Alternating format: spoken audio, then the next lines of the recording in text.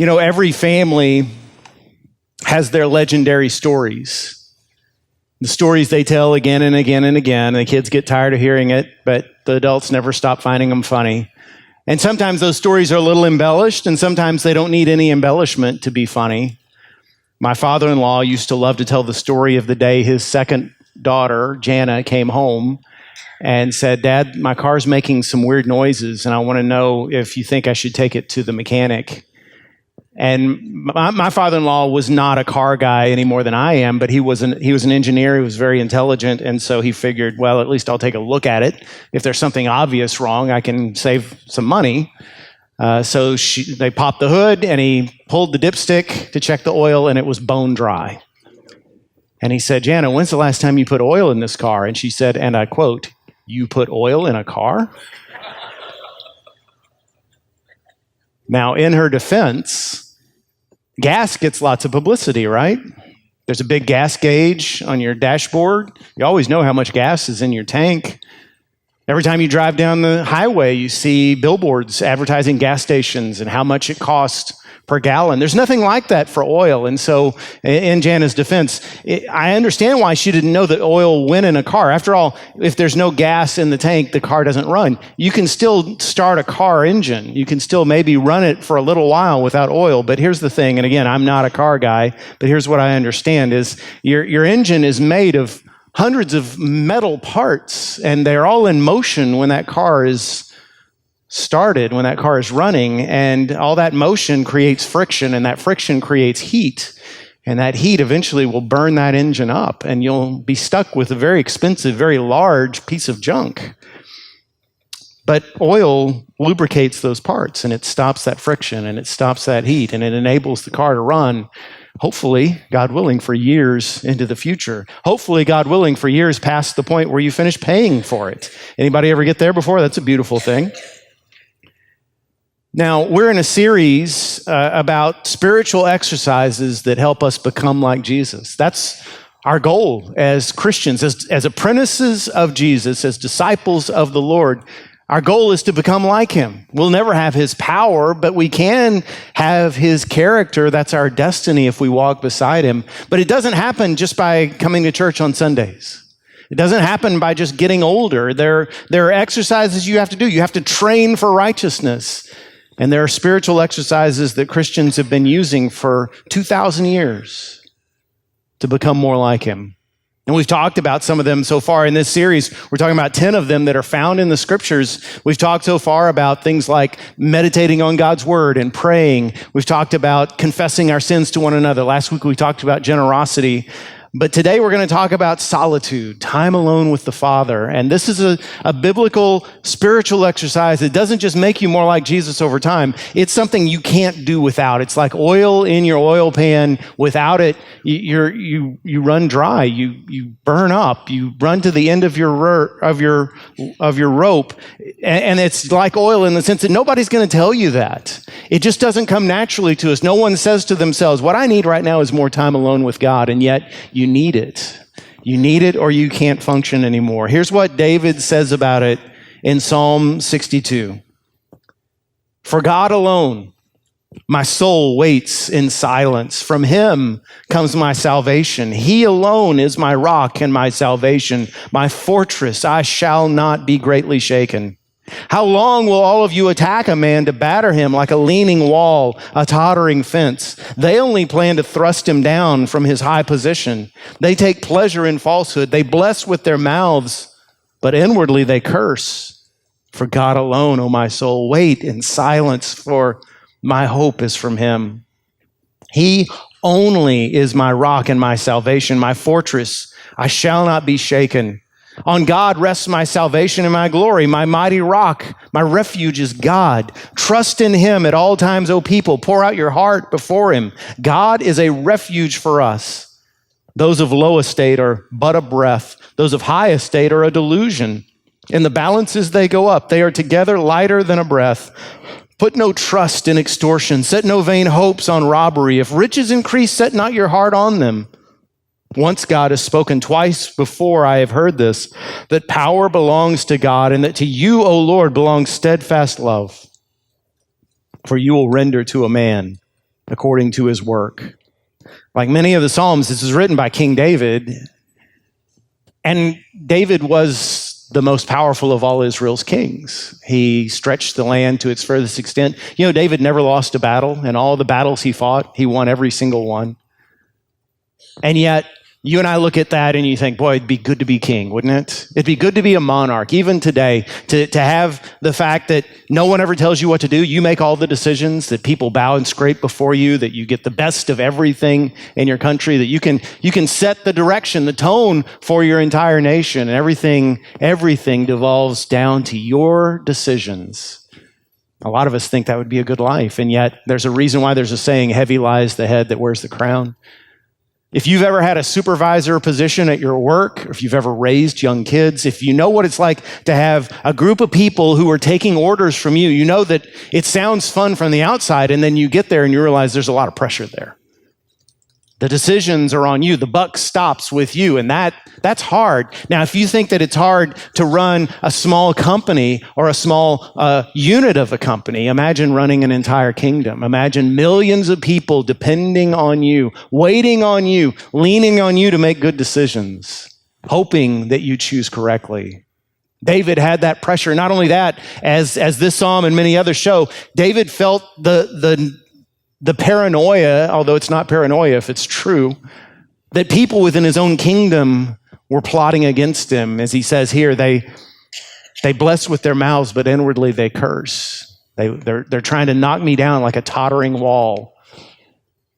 David faced pressure every single day, and yet when you read Psalm 62, when you read so many of his words, in spite of all that friction and that friction that produces heat and all that was going on in his life, David was thriving. He was winning. He was not only leading his kingdom well, he also made time to write psalms like this one, psalms that people have worshiped to for 3,000 years and counting. How could he do it? Because my soul waits in silence for God alone. He says it twice in this psalm. For God alone, oh my soul. He's giving his soul commands. Oh my soul, wait in silence for my hope is from him. Now, what do I mean when I say solitude? I know in prison movies like Shawshank Redemption, to be put in solitary confinement is the ultimate punishment, right? Why do we do that to ourselves? Let me define solitude for you. The spiritual discipline of solitude means regular, quiet, focused, unhurried time with God. And all four of those adjectives matter. So let me walk through them real quickly. When I say regular time alone with God, I mean, don't wait until you feel like your oil pan is empty. Don't wait until your dipstick is dry, right? Make time for the Lord. I think every single day, even if it's only 10 minutes, time alone with the Father, you need it regularly. Quiet. David says, wait in silence. Yes, there are times when we come and we pour out our prayers to the Lord and our hearts to Him and the things that are on our minds. But that's not what I'm talking about. I'm talking about the times maybe before that, maybe after it, maybe a totally separate moment where you're just sitting with the Father just to be in His presence in quiet time with the Lord. And then focused. This is not something you can multitask. Guys, let's face it, none of us men can really multitask. I mean, women seem to be able to do it. We can't. I don't know why. But this is not something you can do while you're watching the ball game on TV. This is not something you can do while you're doom scrolling social media. This is not something you can do while you're engaged in your favorite hobby. This is something that requires focus and all your attention on Him. And then unhurried. This is the hard part because we live these lives that are so rigorously scheduled. Even the retired people I know, they have a schedule that they're keeping. Appointment to appointment, moment to moment. And yet the best time you can spend with the Lord is time when you can say, okay, God, I'm yours. Whatever you want to say to me, I'm here. And I will wait upon you until you speak.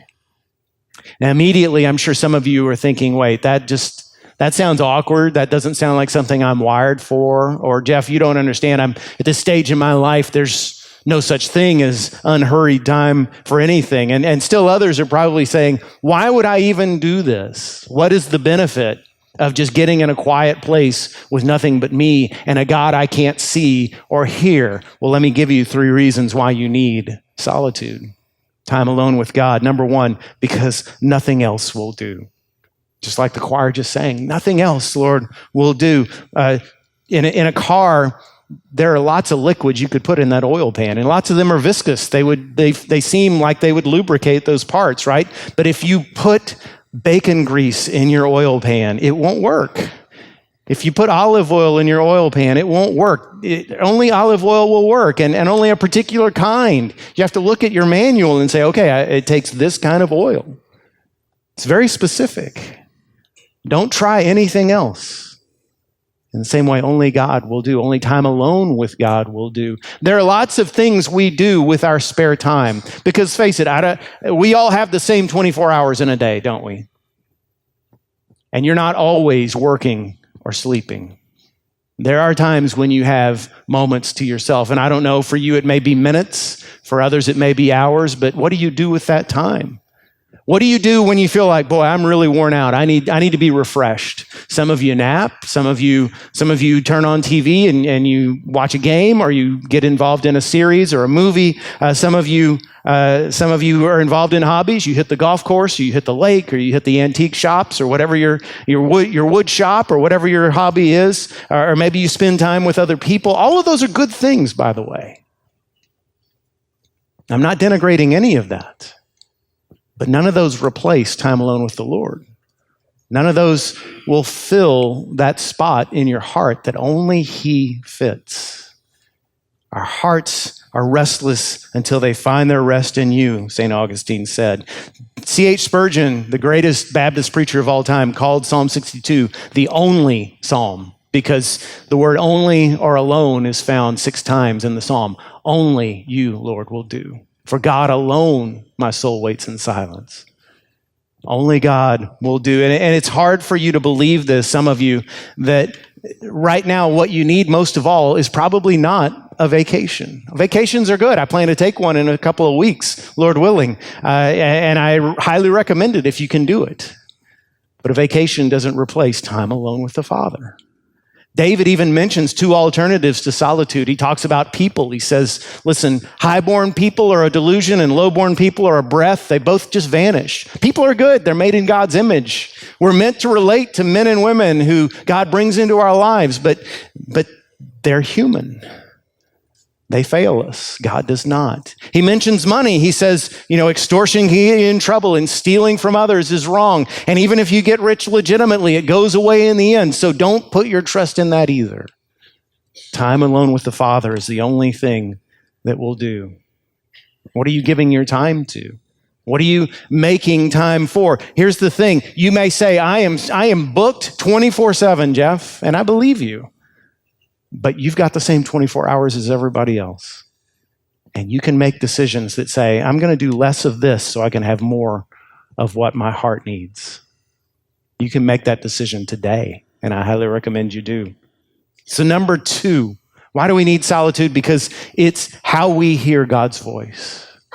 This is how we hear God speak. One of my favorite characters, probably top 5 for me in the entire Bible, is Elijah. And you're going to hear about Elijah in a few weeks in my next series in midsummer. But Elijah is one of my favorites because he's so many things that I wish I was. He's bold, he's fearless, he's powerful. I mean, here's a guy who called down fire from heaven on the people who came to arrest him. I don't really want to do that, not very often at least, but I have to respect somebody who was willing to stand alone against a pagan king and queen, who was willing to stand alone against 450 prophets of the false god Baal and win. And yet there's this moment that I love in the story of Elijah because it's a reminder that he's human and we're all human. A moment when Elijah just totally loses his nerve. And he goes and he sits down under a tree and he says, God, just kill me. You ever felt that way? I just want to sit under a tree and wait till God takes my life because I've got nothing. I've got nothing, no answers. I've got nothing to offer. And God comes to him, and here's what I love. God doesn't give him the whole, it's okay, pumpkin, it's all right. He says, here's some bread, here's some water, eat and drink because you've got some walking to do. And he marches him south for hundreds of miles in the desert alone, all the way to Mount Sinai, the mountain of God, where Moses met with God hundreds of years before. And there, in a spot hundreds of miles from any other human, God speaks to Elijah and he says, okay, number one, you're not the only one. There's 7,000 more who still believe in me. And number two, I'm not done with you yet. I will let you know when I'm done, but I've still got work for you to do. God took Elijah out in the middle of nowhere to speak to him. Sometimes that's what we need, too, to get away from everything so we can hear his voice. When I was a little kid, my favorite aunt was my Aunt Retta at that time, because Retta at that time didn't have kids. She hadn't had children yet, and so she was able to just, and quite willing to shower my brother and me with gifts, because she had no little kids to spoil. And so Retta bought us things that my parents never would. And I remember one year, just out of nowhere, she gave us a set of walkie-talkies. And so my brother and I, we lived in the country, and so we had all this room to explore, and we'd go to various parts of our property, and we'd talk to each other on the walkie-talkies. And what you learn when you use walkie-talkies is you press the button to talk, but if you want to hear back, you got to let go of the button, don't you? And there's a whole lot of us that have our thumb on that button constantly. And we don't even know it. I remember as a younger Christian desperately wanting to hear God's voice. And I'd hear preachers talk about, the Lord showed me this, or God spoke to me and said this. And I'd think, boy, I wish I had that kind of communication with the Lord, because then I'd always make the right decisions, and I'd always do the right thing, and my life would go well. And so I wondered why God wouldn't speak to me. And then I realized it's because I had my thumb on that button. I came to God with my agenda. I spoke my requests to the Lord, as we're commanded to do, but I never listened. I never made time to just sit in his presence with my thumb off that button, waiting for him to speak. And there are two things I've learned since then about hearing God's voice. You ready for this? Two things I've learned. Number one, you have to adjust to his schedule. You don't ask him to adjust to yours. See, this is not the way we relate to humans, at least not most humans. Your wife, your husband, your friend, your roommate, whoever, your parents, you say, okay, I got my phone on me. You can reach out whenever you need. I'll be running errands. I'll be doing my job. I'll be doing I've got things to do, but you speak whenever you're ready, and I'll listen. No, that's not the way we relate to God. We don't say, God, you come find me when you want to talk. We go to him and we wait on him. The word wait on the Lord, the command wait on the Lord, is actually found in the scriptures over 100 times. That means something, y'all. Wait on the Lord over and over again means you adjust to his schedule. And that's easy for us to understand when you think about it this way. If there was a famous person who you greatly admired, athlete, movie star, musician, politician, business leader, if that person contacted you out of the blue and you're like, good grief, I didn't know this guy knew my name, and said, I want to spend some time with you today. Do you have any time for me today? I guarantee you'd clear your whole schedule. I don't care what you had scheduled that day. It might be your mom's birthday. I know this is Mother's Day, but you'd be like, hey, Mom, can we get together tomorrow? Because so-and-so is going to get together with me. And she'd be like, yeah, you kidding me? Absolutely. If we do that for some famous human, how much more should we do that for the Lord? Should we clear time in our schedule and say, this is my time with him, and nothing else gets in the way of that? The second thing we know is, the second thing I know about hearing God's voice is that most of the time, when God speaks, it's not what's on top of your priority list. We come to God expecting answers. And this is the thing that took me so long to wrap my mind around. The book Experiencing God by Henry Blackaby helped me understand this. That most of the time when God speaks, it's not to give us answers to the questions we have. We want God to operate like a fortune teller or a magic 8-ball. We want to come to God and say, okay, should I ask Susie out? Yes, no, maybe, right? We want answers. And God, most of the time when he speaks to us, it's not about what we come to him asking. It's about something completely different. Now, there have been times, yes, when God spoke and gave me an answer to a question, a specific decision I was making. I certainly prayed and felt certain that God was bringing me here 10 years ago. But most of the time before and since that God has spoken to me, it's simply been, as I've studied his word, something stood out to me and I said, I've never thought about that before. That's something about God I've never realized. Or maybe something that I knew years ago and have forgotten and haven't been living out. And you might say, well, that's frustrating. I want answers. I want God to guide me. And here's the good news. He's giving you what you need. Because the more you know God, the better you know God, the more wisdom you gain. And the more wisdom you gain, the more those decisions that are keeping you up at night become much more simple. Because that's wisdom. Wisdom is knowing the right path. And it comes from knowing him. The fear of the Lord is the beginning of wisdom. Proverbs 1:7. That's how you learn to make good decisions, by knowing him better.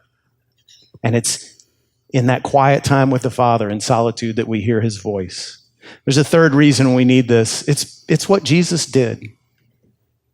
Many, many times in the scriptures, as I'm about to show you, Jesus went off into what the Bible calls a deserted place. The word for a deserted place in Greek is eremos. Can we have that slide? A deserted place is eremos. Thank you. Thank you, Bill. All right, eremos. Can y'all say that with me? Eremos. There you go. See, you know Greek. Before Jesus started his ministry, before he ever preached a sermon or worked a miracle, he went out into the eremos, into the desert outside the Dead Sea for 40 days and nights. The night before he called his 12 disciples, he went off by himself, spent the entire night in his eremos with the Father. When he heard that John the Baptist had been executed, in his grief, he said to his disciples, let's get away to an eremos. Let's get away from these people so we can grieve. After he fed the 5,000 with 5 loaves and 2 fishes, and the people wanted to make him king of Israel, wanted to start a revolution right there, he sent the disciples across the Sea of Galilee, and he went up on the mountaintop to be alone with the Father. Once, after staying up all night, healing people left and right, the sun dawned, and Jesus went off into an eremos and spent time alone with the Father. And Peter tracked him down and said, what are you doing out here in the middle of nowhere? Everybody's looking for you. And Jesus said, yeah, but I need this. Yes, I love people. Yes, I want to heal. I want to help anybody I meet, but I can't do without this time alone with my Father. And neither can you, and neither can I. Had this interesting experience. 3 years ago, this church was generous enough to give me a sabbatical. That meant that for 6 weeks, I'd been here 7 years. For 6 weeks, I had no responsibilities at the church at all. And I could just refresh my soul and get ready for the coming 7 years. And the first thing I did on that sabbatical, the very first thing I did was I drove out to a house in the hill country it's owned by some members of this church, and they gave me permission. I didn't just knock out a window and climb in. But I spent 5 days there alone, just me and God. And I just read scripture and I prayed, and I'd made a playlist of worship songs, and I worshiped along with those when I'd go for walks or when I'd go out jogging. I read books about prayer because one of my goals was to grow in my prayer life. But it was just me and the Father for 5 days. And at the end of those 5 days, I came home. And the next day was Sunday, and it was my first Sunday out of the pulpit. So we decided to go to church at a church in this area, and it happened to be a black church. And if you've ever been to black church, you know they're not afraid to show emotion. They're not afraid to declare what they really believe, how they really feel about the Lord. And I got to tell you, I hope this doesn't sound weird. If it does, too bad. But as they launched into the first song, the very first song right out of the gate, and immediately this wave of joy came over me. Fortunately, it was a song I knew, and so I could sing along, but I just felt this wave of joy like nothing I'd ever felt. Y'all, here's the thing.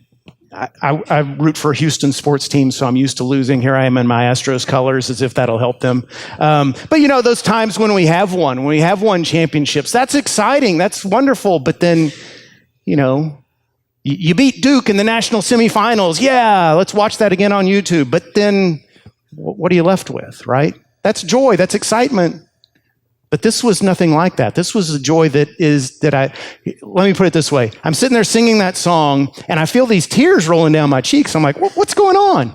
Because I've always heard about weeping tears of joy, but I've only actually experienced it 3 times. And 2 of those were when my kids were born, and the third was that day. And why did that affect me? I think it's because I'd been 5 days straight with just me and the Father, with my thumb off the button, just listening to him, just in his presence, nothing interrupting or distracting. And I had just imbibed his goodness. And now I'm in the presence of hundreds of people who are just joyfully singing about how good he is. And it just made my heart glad. And I'm just telling you that everybody I know, every person I know is chasing that feeling that I felt that morning. And some of them are chasing it through their hobbies, and some of them are chasing it through money, and some of them are chasing it through sex, and some of them are chasing it through popularity and approval and all manner of other things. And none of that will do, but I've found what'll give it to you. And you might say, well, I don't have 5 days to spend alone with the Father. And the truth is, I don't either. I probably won't again until, Lord willing, I get my next sabbatical in 4 years. But we have time every day that we can give to him, even if it's just a few minutes. So that's my challenge for you today. My challenge to you is find your eremos, find your deserted place. And I mean, plan it out, include every detail. Like, here's what time, here's where I'm going to be, here's what I'm going to do to make sure nobody interrupts or distracts me. Here's how I'm going to spend that time to maximize it, to make sure that my heart is totally open to him. And I'll tell you, it might be awkward at first. You might sit down with the Father and your mind might race and run to other things. That's okay. Pray about them. Whatever your mind is racing toward, give them to him. My point is, make your eremos this week if you don't already have one. I'll tell you mine. For me, first thing in the morning, after I brush my teeth, I go into the study. We have a little study in our house, close the doors, and I just open my Bible and I read. And I meditate on God's word, and I hear from him, and I pray for my family. And that's how I start my day. And I need that time. Now, maybe that's not the way it'll work for you. You might try that, and it's not working for you. Maybe it'll be better for you to go out for a walk first thing in the morning, for you to talk to the Lord while you're walking. Maybe for you, it'll be about at lunch in your office. You lock the door to your office, and you put your phone in a drawer. And that's the other thing, by the way. I don't look at my phone before I go into the study. I don't look at my phone. So if you text me overnight, I'm not seeing it until after my time with the Lord. I hope you're okay with that. If you're not, too bad. But yeah, maybe for you, it's time at lunch break in your office. Maybe for you, the best you can give at this stage in life is you're going to commute every day to work with no sound in your car. It's just you and the Lord alone, and you're singing and you're praising and you're praying and you're hearing from him. And I get it. If you've got young kids right now, if you've got little kids and you're the stay-at-home parent, unhurried time is just not heard of. So you just have to be strategic, and you just have to say, okay, when she's at preschool, or when he's napping, or when they're sitting in front of the TV watching Bluey, I'll open my phone app on my phone and I'll read God's word, maybe a chapter, and I'll spend that time with him. I just need something. I need that time alone with the Lord. So make your eremos this week. There's another time I didn't tell you about that Jesus got away from people, and that was in his final hours. He took his 3 closest friends with him, took them to a place where they had met many times before. He sat them down and he said, y'all pray for me. I'm in trouble. I need your help. And then he walked further till he was all by himself. And he threw himself on the ground and he began to pray. And he was under so much pressure that something almost unheard of happened to him. The capillaries under his skin burst, and blood began to mingle with the sweat that was pouring down his face. And why was he so worried? Why was he so pressured? Because in just a few minutes, he would be arrested. In just a few hours, he'd be on trial. By the time the sun rose, he would be nailed to a cross. And it wasn't the physical agony that he was worried about. It was the fact that he was taking upon himself the sins of every human being who had ever lived and ever would live, including yours, including mine. And he knew that he would face the righteous wrath that we should have faced. He would die the death that we should have died. He would face the very powers of hell itself, and he would win. But only through his death. And he did that. He did that for you. He did that for me. And so when he says, come spend time with me, he has the right to ask that. And not only does he have the right, but if he's the most powerful being in the universe, and he is, and if he loves you that much, and he does, why wouldn't you want to give him that time? I just want to say it one more time.